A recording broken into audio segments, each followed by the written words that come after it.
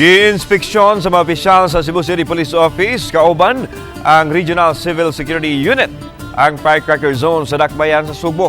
Kinaron masiguro nga luwas sa peligro ang mga namaligya o ang mga pumapalit sa mga pabuto. Ani ang akong report. Baguhay lang gisugdan sa mga vendor ang pagpamaligya og mga firecrackers o pyrotechnics sa South Road Properties.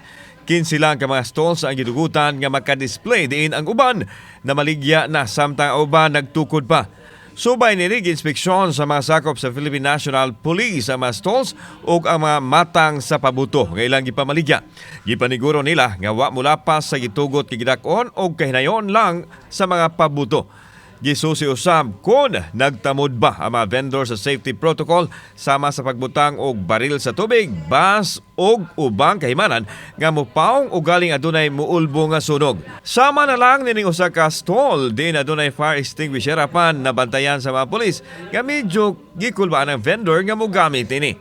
Labaw sa tanan, gisiguro sa mga otoridad nga adunay permit ang mga vendor sa dili pa sila makapamaligya silahang produkto. So far naman okay atong direct pwesto sa SRP sa firecracker zone nato. Na-check nato ilang mga permits, nadihang mga approved permits from LGU and also sa gikan sa mong office sa RCSU. Based sa atong pag-inspect with the CCPO with Ma'am Proctor Ismat.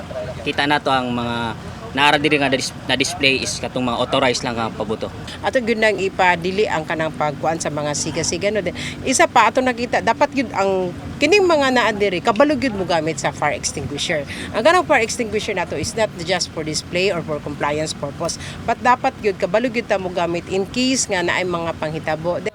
Giklaro sa opisyal sa Cebu City Police Office nga bugtong ang SRP ang display area sa Cebu City. Busa sila lang ang gitugutan nga makapamaligya. Kadtong masakpan nga adunay mamaligya sa gawa sa SRP nga gitago-tago, dili magpanuko ang kapulisan sa pag-embargo nini. Buot makasiguro ang PNP nga luwas ang tanan gikan sa peligro nga mamugna sa mga pabuto.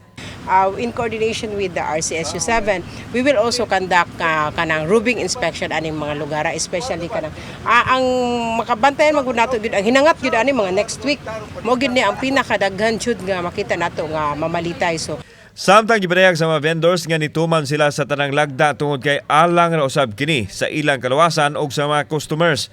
Nanginaon sila nga unta mo kusog ang ilang halin sa pag-abot sa Pasko ug bagong tuig. Sagad sa mga firecrackers ug pyrotechnics gikan sa Lapu-Lapu City ug sa Bulacan.